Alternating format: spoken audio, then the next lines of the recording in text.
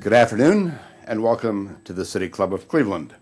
My name is Jim Foster, and I'm the Executive Director of the club. I'm pleased to introduce today's speaker, Joe Tait, the voice of the Cavaliers for more than 40 years. What a run. Joe has had an extraordinary career as a broadcaster, and part of that career has seen an amazing array of figures that are part of his beloved Cavaliers. Owners, managers, stars, occasionally superstars, including some names that we may have forgotten, or sometimes we may wish to have forgotten, like Ted Stepien or Nick Belletti. But they're all part of the history of a major league franchise. Joe has put many of these moments and memories into a book, co-authored by Terry Pluto, titled Joe Tait, It's Been a Real Ball.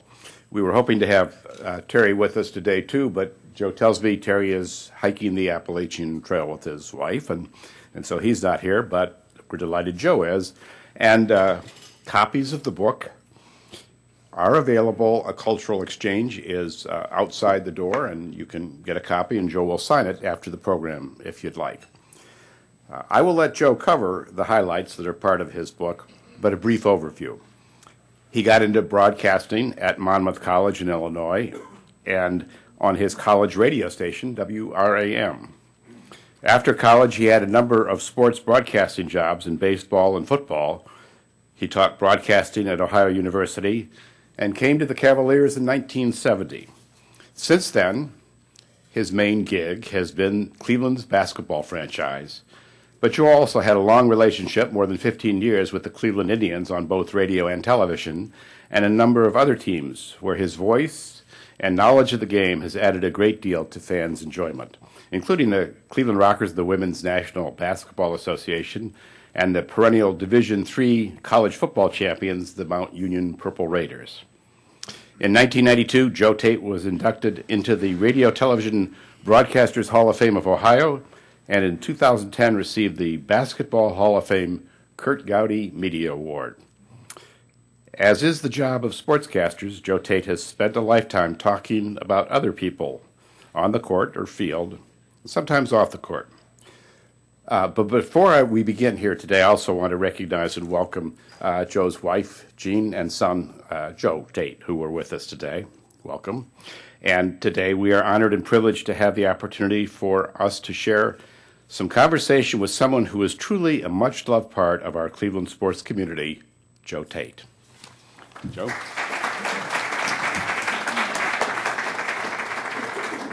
Thank you, Jim. This is a rigged audience if I ever saw one, because this entire table over here worked with me in various capacities for a long period of time. In fact, some of them longer than others. And so God knows what they're going to ask when it comes time for the Q&A. The book. I guess that's why I'm here. The book. I don't know why, quite honestly, we wrote the book, only I didn't write it. Let's make one thing perfectly clear. Pluto wrote the book, all of it. And after I convinced him we should do it, he really hemmed and hawed about it. And then we decided rather than do an autobiography, and I agreed with that because I think the word I is the most difficult word in the English language. And so we made it a biographical thing.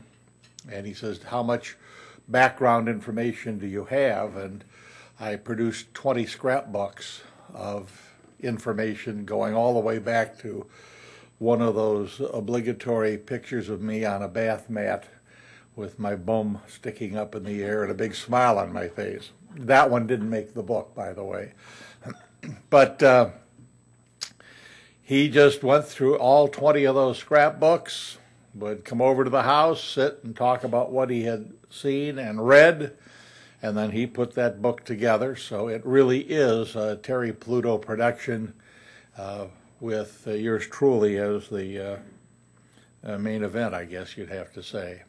But it's something, I look at this, doing this book the same way I looked at 25 years of thoroughbred horse racing, which my lovely wife was involved in, horse racing, and this book, two of the most interesting experiences in my life that I would not recommend to anybody, and certainly would never want to do it again. So this, I guarantee you, is the first and last book in that Joe Tait lexicon of great novels. This is it, and it goes no further than here. Although, let us face it, looking at this table full of folks, if I did want to write another book, they'd be back to see me the next time I came to the City Club, but they would have ropes and knives and would be expressing their dissatisfaction with what I put in the second volume. It has really been a tremendous experience going out after this book. I have been places I didn't know existed and have spoken to groups and, touted the book. Book, I guess, is doing very, very well. The checks keep coming, so as long as that's going on, I guess it's a successful book. And I don't know how to see. Normally, and Jim told me that I got to talk till 1 o'clock, that he gets up and gives the announcements for the City Club, and then we go to Q&A.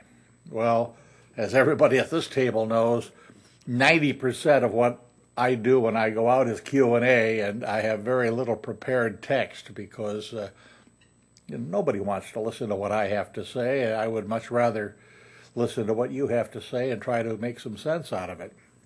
It's also a pleasure to have my young son here, who's not so young anymore, but he is out at Gilmore Academy. He is an art teacher. He just survived something I would not wish on anyone, and that is a week in New York City with a screaming bunch of, 12-year-olds. Oh, my God. That's frightening. But he did, survived it, and he's back home. I'm also pleased to announce, I checked my schedule today, this will be the last time in my life that I plan to come to downtown Cleveland. And if you're saying, why? Then you must have all been just transported in like Star Wars, just zapped from one place to the next, because trying to drive in this city right now is next to impossible.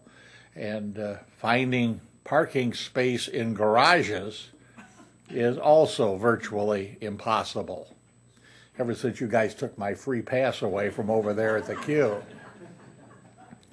That's the first thing that Dombrowski did when I retired, was collect my parking pass. I mean, of all the things that I wish he had just kind of hung on to for a little while longer, that was the one thing. But you have to live with the cards that are dealt to you. I do want to thank David, because he did provide me with, they always give you a parting gift, something that they ask you, what would you like to have when you retire? And my request was a flat bottom rowboat so I could get around on the pond out there at the farm. And he came up with a dandy. It's a beautiful SS Cavalier. That's how we have christened it. And the fact that he is the only one who has ever ridden in it tells you something there. But I've got pictures to prove that he had the maiden voyage of the SS Cavalier, even when he forgot the oars. And for a while it looked like he might be out there for a long time. So I have had an interesting career. Jim touched on it. My broadcast career spanned 56 years, was typical of a lot of guys in the business.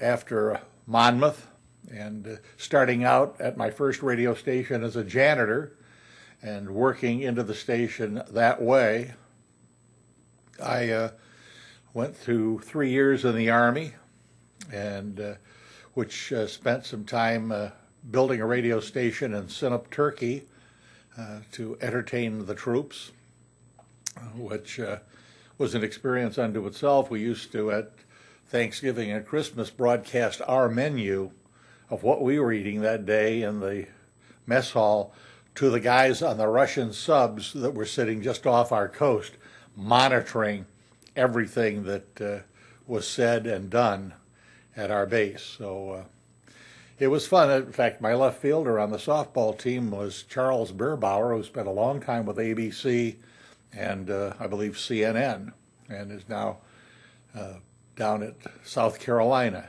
teaching. But I moved back into the real world of broadcasting, such garden spots as Rockford, Illinois, Frankfort, Indiana, back to Rockford, Illinois, down to Ohio University, spent 3 years teaching at Ohio University, sportscasting. Took about as much of the eggheads as I could possibly stand without killing at least one of them, and went back to commercial broadcasting in Bloomington Normal, Illinois, and then on to Terre Haute, Indiana. And that's, of course, where Bill Fitch found me. When they put the Cavaliers together here in 1970, it was, to say without a doubt, the worst basketball team in the history of the NBA. And they went right out and proved that by going 15-67. Nick Milletti said, we have to find somebody who can make the ball game sound exciting. Well, Fitch knew me from the days in the 50s when I was doing Monmouth College football, a team that would have made Oberlin look like Notre Dame. And so he said, you know, I know a guy, you could make a 66-0 blowout sound like a 6-6 tie. If I can find him, I'll see if he wants the job. And so he went back to his desk, and lo and behold, on his desk was a note of congratulations that I had written to him from Terre Haute, Indiana. And so he knew where I was, picked up the phone, called me, invited me to come to Cleveland for the home opener and to tape record the game up at the old hockey box on the end of the Cleveland arena. And if Nick Milletti liked what he heard, then the job would be mine. And he must have liked it. Next morning I was ushered into Nick's office, and that's when they dropped the bombshell on me that he was able to pay $100 a game for the remaining 74 games in the season, which meant I was taking about a $6,000 pay cut coming from Terre Haute, Indiana to Cleveland. But it was a wise venture, and it was also fortuitous because while I was in Cleveland auditioning, new ownership came into the station at Terre Haute, Indiana, and wiped out the whole staff, so I didn't really have a job to go back to. So things work out, and you move on. In Cleveland, I did the old Cleveland Barons in the American Hockey League, along with the Cavaliers, the Indians, thanks to Nick Milletti, who at one time owned the Barons, the Cavaliers, the old arena, the radio station, then 3WE, and he was the one who got enough people to kick in cash to build the Coliseum out in Richfield, and it is no longer there. In case you haven't been out there lately, just a great big pasture, and it's too bad because I happen to like the Coliseum a lot. It was my favorite place to broadcast. Of course, I came in early, left late, so I didn't have to worry about the traffic, but it was a great place to be and to work, and we had some good teams out there and a lot of fun. So we're now downtown, and I still can't get used to looking down. I mean, I've done 40 of these things, I think, since the book came out, and you know, it's always a sea of strangers. But now I'm looking down and see people I know, and some of them might find this hard to believe, but I like. And, you know, they could have contributed mightily to a book like this anyway, because some of them, you know, Scott Zarilla, who can be seen, by the way, in The Avengers, if you'll look real quick, why, he will be appearing in the Avengers. How many times have you seen it now, Scott? Just twice. But I know you've got to. But you've got 2 more coming up. So by the weekend, he will have seen the Avengers 4 times. And they have not yet thrown him out of the theater when it gets to his spot in the movie and he jumps up. Look, there I am. That's a cheap shot, Scott, but I don't apologize for it. So there's Jan Shoup. We've worked together for how many years? I can't remember. I know. Well, you were only 12, I know, when you started. Yeah. So let's see, 30 must be 30 years because I'm 42. There you go. Boy, we covered that, didn't we? And Tora came from her new digs at the Cleveland Clinic to be here today. That was very nice of you. Thank you very much. Joe Fritchen, who has done at one time or another just about every job known to man involving the Cavaliers broadcast and electricity and sticking his finger in sockets and things like that. Steve, who, you still selling things to people? Okay, very good. What does Bart Slack do these days? What do you do, Bart? I'm the CFO of a law firm, Walter and Haverty. A CFO, Chief Financial Officer? Wow. I knew him when he had an honest job. Well, look, Jim, I've danced around up here enough on my own 2 cents. Get up here. Let's have the mid-course announcements, and then we'll do the Q&A. Good. Thank you, Joe. The mid-form announcements. Today at the City Club of Cleveland, we are listening to a special program featuring the voice of the Cleveland Cavaliers and author of It's Been a Real Ball, Stories from the Hall of Fame sports broadcasting career, Joe Tait. We will return to our speaker momentarily for the traditional City Club questions. Please formulate your questions now and remember to be brief and to the point. We welcome all of you here and those listening to our live webcast supported by the University of Akron.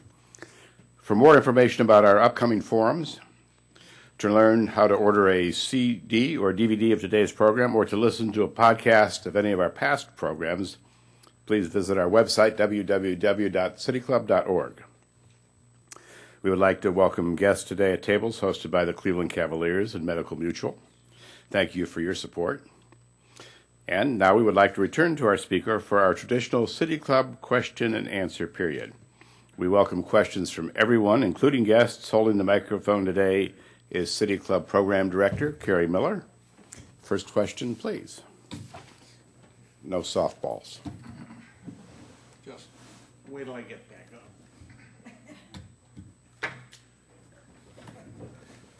Okay. Hold on to that. There you go. There we go. Here's a cup of water for you, too, under there. Oh, okay. It's Thank fresh. you. Cuyahoga, good. All right. Questions, and there'd better be some. Well, I'm just curious what your thoughts are about the present team and where it's going to go. Well, I must tell you, I probably should have included this in the prepared text of my visit here. Is when I walked out of the queue, that last broadcast, the final home game of the 2010-11 season, I only did 5 of them. I spent the rest of the year in the hospital, but I said to my security guy, Joe Benezzi, I said, Joe, this is the last time I will be in this building, and probably the last time I will pay any attention to the Cavaliers. And I have lived up to that, as I did to the Indians, where it took them 20 years to drag me back down, primarily because I couldn't find anybody else to do the second game of a day-night doubleheader in the last week of the regular season 3 years ago, with both teams going absolutely nowhere. They resurrected Bruce Drennan. You remember Bruce, right? I love you, Cleveland. Bruce Brennan and I to come down and do that game. And I think it was up against Ohio State USC, so, Bruce's wife may have watched, but that was about it. So, but that was my one and only visit to see the Indians in the past 20 years. So, nothing against the Cavaliers. I don't want you guys running back to the queue and saying Tait is bad-mouthing the Cavs. I'm just ignoring you, actually. And so to answer your question, earlier this year, now, one parenthetical aside here, the Cleveland Sports Commission has an annual banquet every year, and they award all kinds of individual and group things. And one of the things they awarded was the most memorable event of the 2011 year. You know what it was? My retirement. What does that tell you about Cleveland sports? That's what they did, and I was so honored with a trophy that's much too big to put any place but in the basement. Anyway, I really think the team will do, all of them have got a chance at doing well, especially the Cavs, and I'll tell you why. Every team that I have broadcast for the past 56 years, usually when I have left, are not doing well. And shortly after my departure, they started doing really well. So I anticipate a championship at the Q for the Cavs, certainly within the next 5 years. So get your tickets now and avoid the rush. But I think the Cavaliers have got a shot in the not-too-distant future of being a very good team. I don't follow the Browns at all. The last time I saw them play was 1974, and some guy named Lenny Dawson passed him silly for the Kansas City Chiefs, so that was the end of that. It was also the end of the free tickets they were dealing out. And the Indians, I don't know, I don't follow the tribe very much, so I don't have any thoughts on the subject. But I do look for the Cavaliers to have a rebound in the not-too-distant future. Mr. Tait, I wonder if you might share with us how you think the game of basketball changed over the 4 decades that you were broadcasting. Okay, these guys have heard this one before, usually down in the radio room when I get on one of my rants. The game of basketball changed mightily when money reared its ugly head to the point of absurdity. And they decided that the game could not be played without scantily clad girls jumping up and down during timeouts. A group on the floor called the Scream Team, which is definitely in need of psychological help. And they usually find 2 or 3 guys who can scream louder than any other human being has the right to scream, and they consider that the total entertainment experience. And all of that is that's one of the reasons why I was happy to bow out. Did you see the movie No Country for Old Men? Well, in that movie, Tommy Lee Jones is a sheriff who is departing, he's retiring, and he tells one of the other sheriffs who asked him, "Why are you retiring?" And he said, and I'm paraphrasing here, but he said, I see the problem. I know the problem. I understand why it's a problem. I also understand I can't do anything about it, so it's time to step aside. And that's basically how I feel about leaving the Cavaliers. I think the modern NBA is so fraught with problems that it's going to take a major overhaul to get it right again, at least get it back to sanity. But I'm sure not going to have anything to do with it. And that's basically how I feel about it. It's just, it's showbiz now. When we finally made the NBA championship series against the San Antonio Spurs, how they found time to get a basketball game into the middle of that mess, I will never, ever know, because it was a combination of world wrestling and carnival and God knows what all. I was very happy to see it end because I knew, one, San Antonio could play the Cavaliers from now until next month and never lose. So the sooner they dispatched them, the better it would be. And it was not fun. It was not fun. I can say that in all honesty. Yes.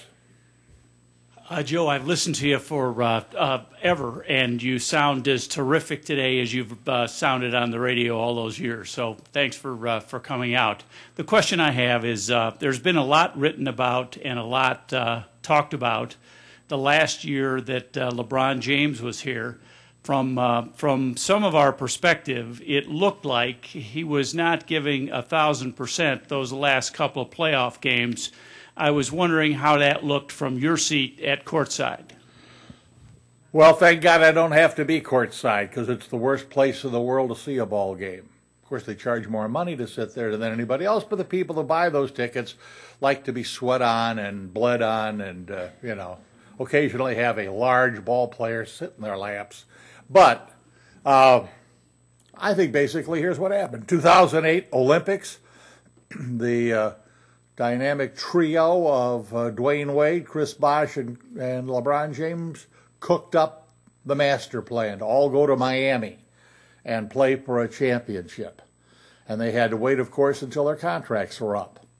Well, the last year that LeBron was in a Cavalier uniform, I honestly believe he went in hoping the Cavaliers could win a championship because it would make his departure a little more palatable than the stupid way he did it when he staged that great television show.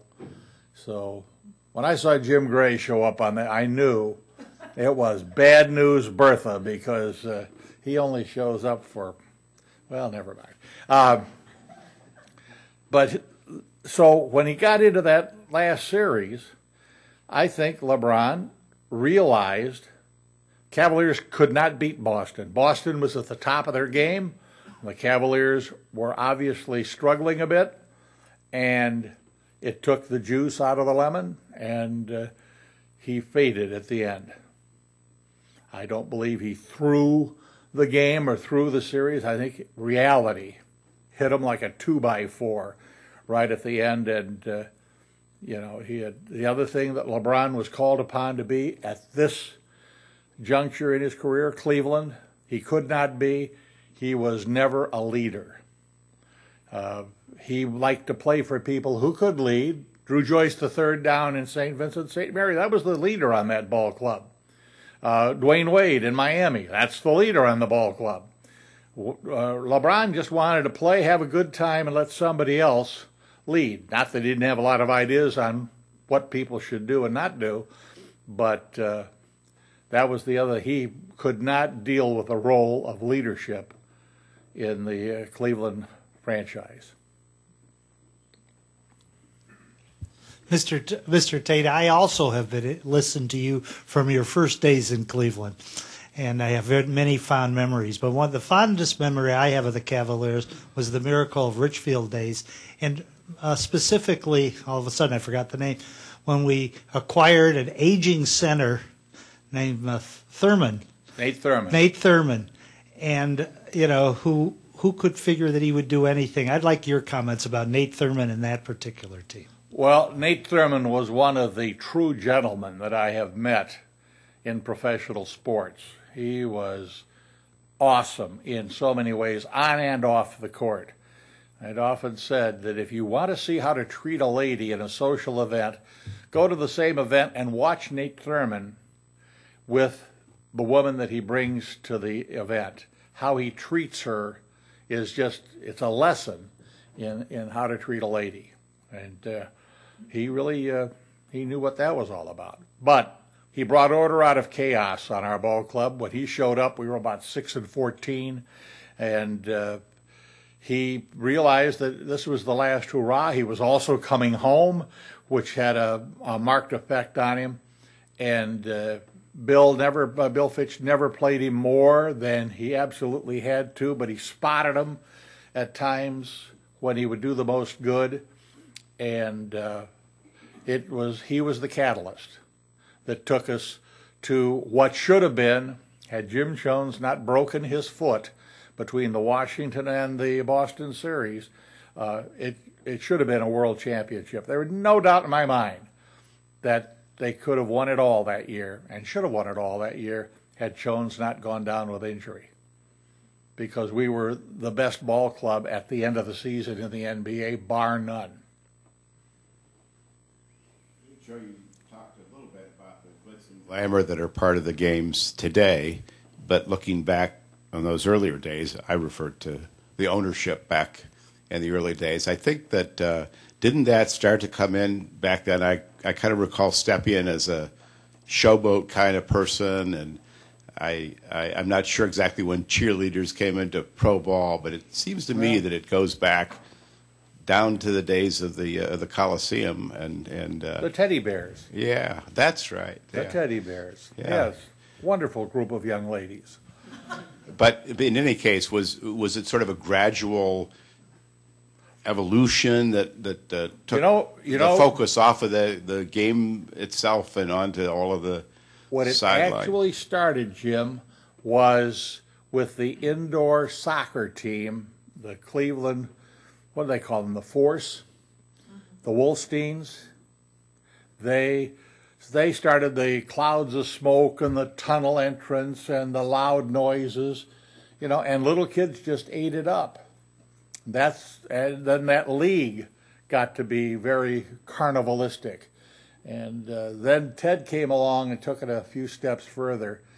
When I was with the Cavaliers for the 1 year that I survived Ted Stepien, I was called into the commissioner's office, Larry O'Brien in New York, and I figured, well, they're going to finally catch up with me for some of the things I've said about the officials over the years. And they had recently fined Skip Carey a couple of thou for something he had said. I figured, well, now it's my turn. But I walked into the commissioner's office, and the commissioner got up, went to the door, and said, "Hold all my calls until I'm done." And I thought, oh boy, this is bad news. But he came back and he sat down in the chair next to me as opposed to behind his desk. And he said, "They tell me that you're probably the only person in Cleveland who can give me a truthful answer to this question. What the beep is going on in Cleveland?" He said, "I just was out to the luncheon announcing the All-Star game coming to Cleveland. It was at the old Statler. And I go up on the second floor, and he says, the doors swing open. There are two lines of very scantily clad young ladies with pom-poms who are jumping up and down and chanting, 'Larry, Larry, we love you, Larry.'" And the commissioner then said, "I started toward the front of the room," and he said, "there was a guy up on the stage, and as I focused in on him, he took a beer can and ripped the top off with his teeth. Then he took an egg, cracked it on his forehead, and swallowed it. But he said the last trick was the one I remember the most. He said he took a sugared donut, and he put it in his mouth roundwise. And he said, when he chomped down on it, there was a little cloud of smoke that hung up there in the air in front of him." And he said, right then and there, I figured, boy, what is going on out here? Well, we ended up talking for 3 hours, and I must confess that I was one of the reasons why the league took over the All-Star game for the first time that year. Because I told the commissioner, if the league doesn't step in and take over the All-Star game, it is going to be a disaster on TV, coast to coast, if Ted is allowed to run the show. And so he ordered the league to take it over. But as you know, it's just like the government. Once you give it away, they don't give it back. And so the league now has run the All-Star game for these many years. Ask the softball question. What is your favorite moment in your expansive history in broadcasting? My favorite moment? Well, I've had a lot. I got to say, most of mine have been on a very positive note. What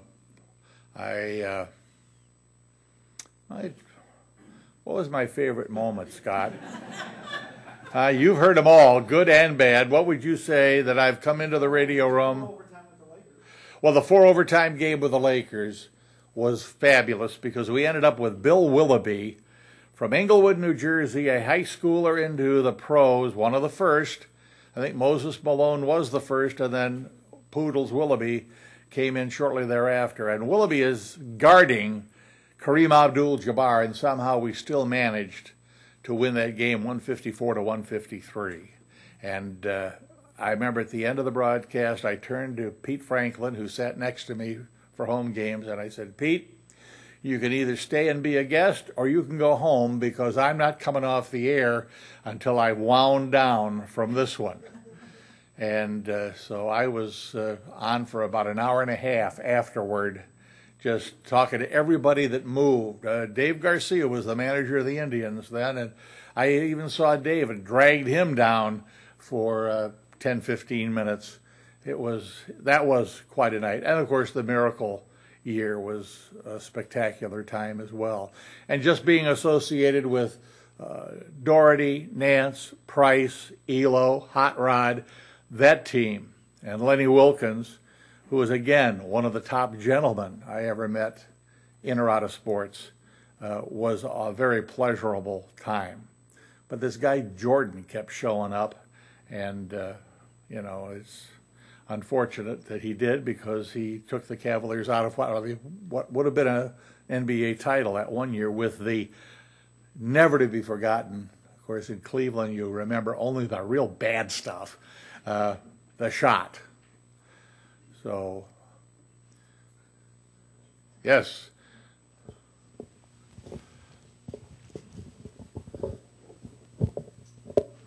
Did you, you said when you went to the commissioner's office that you thought you were going to be chastised and fined. Called to the rug, if you will. Was there ever a time, either by ownership or the station, that you were told that you had maybe been a little bit too expensive? Transgressed. Yeah.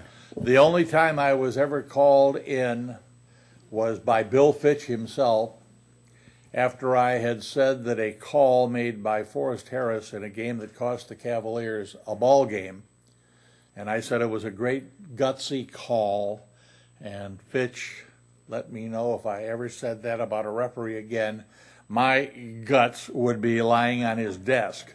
So, but that's about it. No,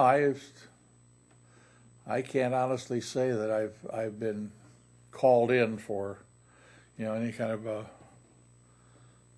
chastisement or suggestion or anything else. Dick Maletti told me, he says, it's a family show, just keep it fun. And Gordon Gunn told me, he said, you're my eyes, so I hope that I'll be able to see the game through your play-by-play. And I've always tried to do it that way, so, and that was an added inspiration to try and stick with the broadcast. Dan Gilbert said to his wife when she met me, he came with a franchise. Not a ringing endorsement, but yes. I'd like your observations on how LeBron James evolved or changed as a person from when he started with the Cavaliers to when he left.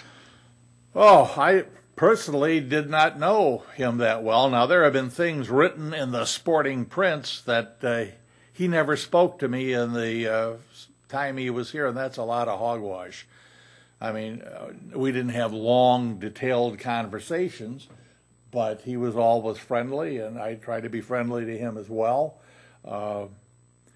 I think that as the team, as the organization kept operating under whatever he wants, he gets, he became a little more difficult to deal with because his posse grew in size, and whatever he needed, he got, and you can overdo that.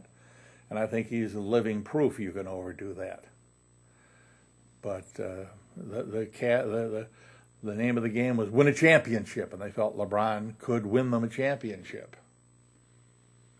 But I don't think basically he changed a lot. He just felt that the sun rose and set in his rear end, and he's not alone. He's not alone, folks. There are a lot of guys in professional sports who have the same sunrise and sunset. Believe me. My wife, who isn't the greatest sports fan, always is amazed at how, not amazed, but always points out that some of these athletes are self-destructive. Money, from a background that has never seen any money to huge amounts of money. Some of these guys do self-destruct, some don't. Same types of backgrounds. Do you have any observations as to why this happens and, from all your years? Yeah, I think one reason is some are a lot smarter than others. And also, some of them have much better agents than others. I was told that 50% of the NBA players who last 5 years in the league, 50% of them are broke within 7 years of retirement.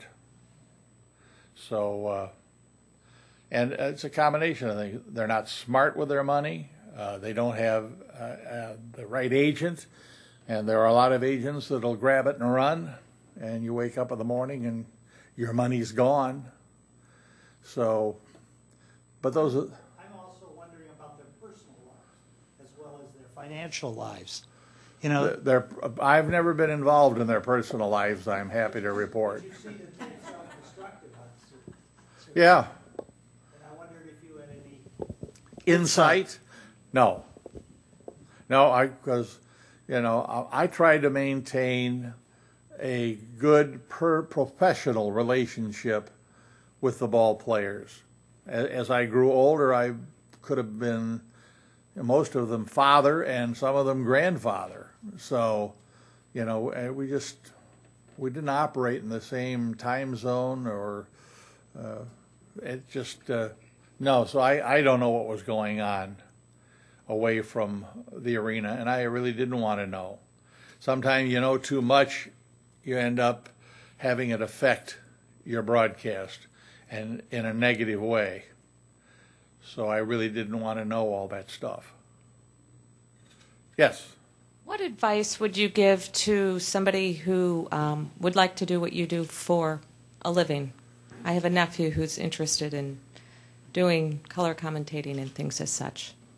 Well, in this day and age, if you want to be a color commentator, you'd better have a very long and illustrious professional player's career, because there aren't too many guys that are, second bananas who haven't played the game. And as far as being a play-by-play announcer, what does he do now? He's in college. Studying broadcast. Studying broadcast. Where in school? In Minnesota.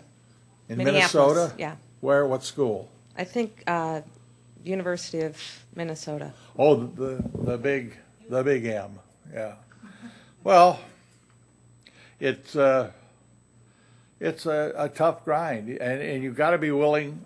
One of my favorite stories is I have spent some time at the Ohio Center for Broadcast. It's changed names several times, but when Steve Fulton was in charge, he worked very hard at finding entry-level jobs for the graduates. And he found, for a guy who had just graduated, a job in Bluefield, West Virginia. And so the kid came down to see him, because at the time Steve was engineering for me, and he said, he got something for me. And Steve said, I got the perfect opening thing for you, Bluefield, West Virginia. And the kid's face turned like he had just had castor oil and said, Bluefield, West Virginia? I don't want to go to Bluefield, West Virginia. And he said, don't you have anything bigger or better than that? And I just said to the kid before I walked away, I said, you are never going to make it in this business. You might as well find something else to do, because with what you just said, I know you are a loser. So there are going to be Bluefield, West Virginias for a lot of people, and it's what you do after you get there. You are not required to spend the rest of your life in Bluefield, West Virginia. A few of them do and like it, but you move on, you move up, and hopefully get breaks and meet the right people, and then you can go from there. But the first job is just that, an entry-level job, and you should get into it, get yourself into the business. And for your second job, don't leave the first one until you have the second one. Joe, from the high-profile NBA to Division III college football, how'd you get to Mount Union? You stayed there a long time, broadcasting their games, and what's their magic? Well, I've been there 26 years. It's the one job that they will have to drag me kicking and screaming out of the press box, because I love it. It's an environment that I find very wholesome and healthy.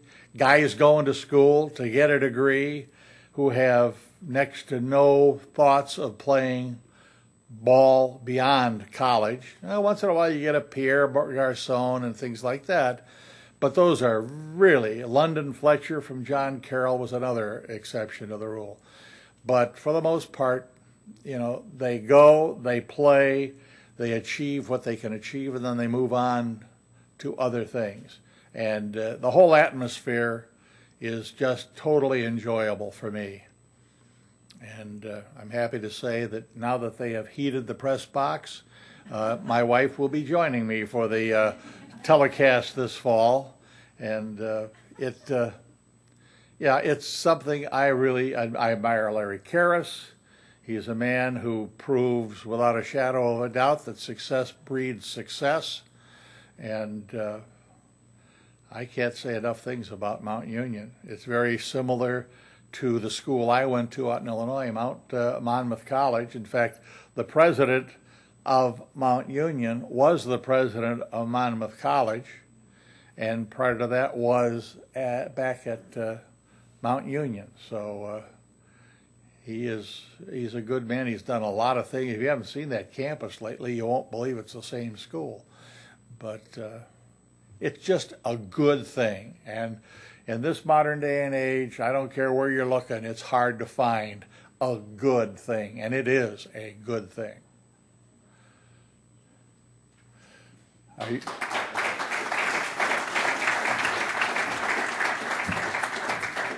All right, Jim, thank you very much. Thank you, Joe. That's a wonderful note to end on. Today at the City Club of Cleveland, we have been listening to a special program featuring Joe Tait, author of It's Been a Real Ball. Again, the books are on sale out there by A Cultural Exchange. Thank you, Joe. Thank you, ladies and gentlemen. This forum is now adjourned. Hit the bell.